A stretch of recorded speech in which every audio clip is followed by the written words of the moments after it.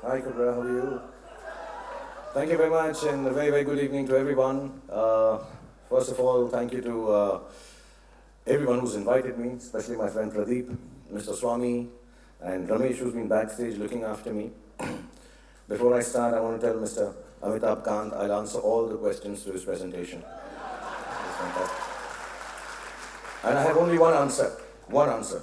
हम लोगों को समझ सको तो समझो दिल भर जाने उल्टी सीधी जैसी भी है अपनी यही कहानी क्योंकि दिल है हिंदुस्तानी क्योंकि दिल है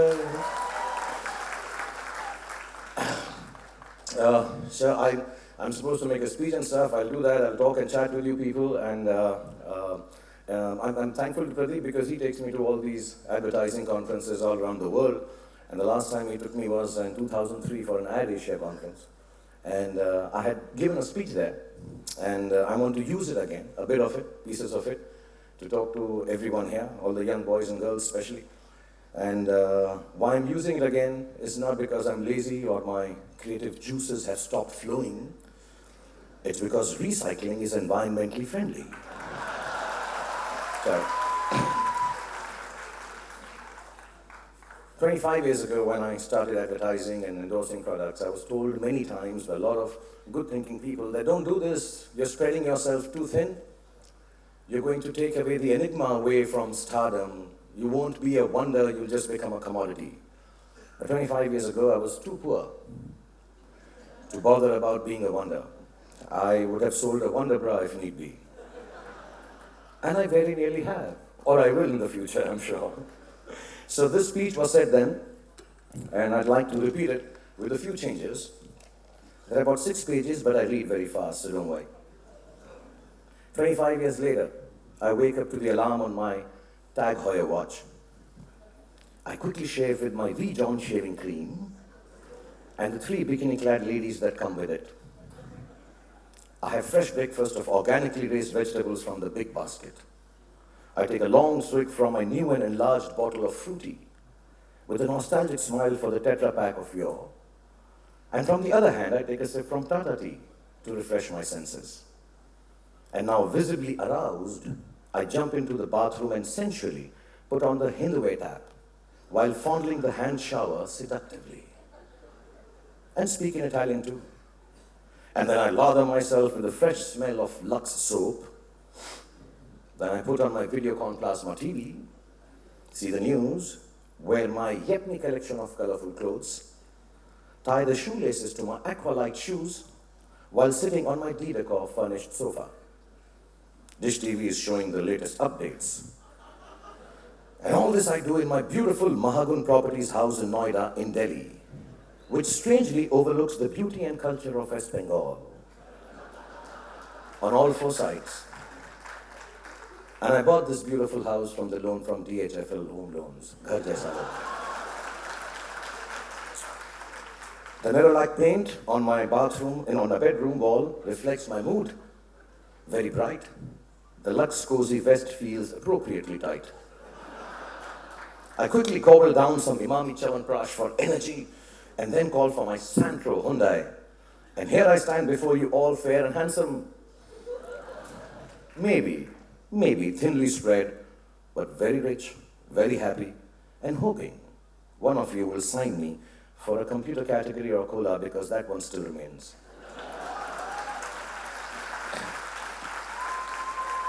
But I'm not. Okay, even the telephone provider service and the handset has gone last 2 years. So I'm not here to tell you all this and thank you for what I have earned from you. Actually, I'm here to thank you for what I have learned from you. I have learned from you that being a brand means, what being a brand means. I've learned it's not a one-time achievement. It's a lifelong, ongoing process. To remain at the top of the game and striving for excellence is a tough task. Being able to connect with your audience to understand what inspires them today and how it could change tomorrow is critical. Like this conference states, change has to meet the future today because tomorrow might be too late. When I plan a film today, it has to cater to an ever-changing audience 2 years from now mostly. Initially in my career, it came naturally. I had nothing to lose, so I could jump from being a lover boy to a killer in Bazigar. It worked. It was edgy, it was novel, and above all, it was disruptive. But as we grow in stature, like I have, and age, like you guys have, I'm Peter Pan, you guys are going older. Yeah, my new heroine is 22 years old. Yeah, guys. Eat your heart out. Yeah. You suddenly start thinking of target audience, market research, and all the other words, 360 degrees. Then I met a man who told me 36 degrees, and it's still holistic. So while everybody's researching for the reason of your last success and trying to duplicate it, your own circle of comfort zone increases, and somewhere, success with a tried and tested formula makes you a little complacent. You start taking success for granted, and the concept of your target audience becomes more important than your own excellence, your own beliefs. And it is at this very stage you need to be more disruptive. Not destructive, but creatively disruptive. I have to stop thinking of my target audience because that target audience, even if they're my fans for life, are not in the same age group or same zone, so to say, anymore. Somebody else has taken their place, and if I don't cater to them, chances are I will be a loved relic very soon, not a relevant voice anymore. And here I learned from all your works that I need to find out what job profile or what function does my work, my films provide. I need to focus on that more than the target. I need to figure out what my job can, my product, my films have to do for the changing demographics, tastes, lifestyles, languages to be relevant today. I have to focus on the job that my product does for the audience and how it needs to be adapted or even changed completely if need be. Be it with my 2am status updates on Facebook or my tweets, or then my live interactions with the people that love me so much. In this changing world, where everything is Maya, luring that precious attention away, creating a brand that can change with time is the only truth of brand making and building. You all have taught me how to be a flexi brand instead of a brand known in the classical sense. Even classics now need to be reintroduced so as to be relevant. Whether it be the new book launched by Jay-Z or the selling of songs like Beyonce. It's still a song, it's still a book, but it needs to invoke the interest of a more adrenaline-seeking audience with perhaps a shorter span of attention, because so much more is available now. As a public figure, even the role of media is changing for me. And lately, as a public person, I've come to expect little from the media. This is not by way of disappointment or whining or having complaints with them. They love me. They've loved me for 25 years. It's by way of practicality. Being a product myself, I understand the commerce of it all. I understand the compulsions just as well as I understand the need to survive. It would be hypocritical not to acknowledge that the media is a tool for me as much as I'm a commodity for them. There is so much talk of fairness, of public figures and private spaces, much expectation from the public to be part of that privacy and from public to claim it. It's all talk. There are no lines really, except those drawn by individuals according to their own compulsions. Fairness is not the manner of the public world. It never has been. If I get it, I'm thrilled. If I don't, it's okay too.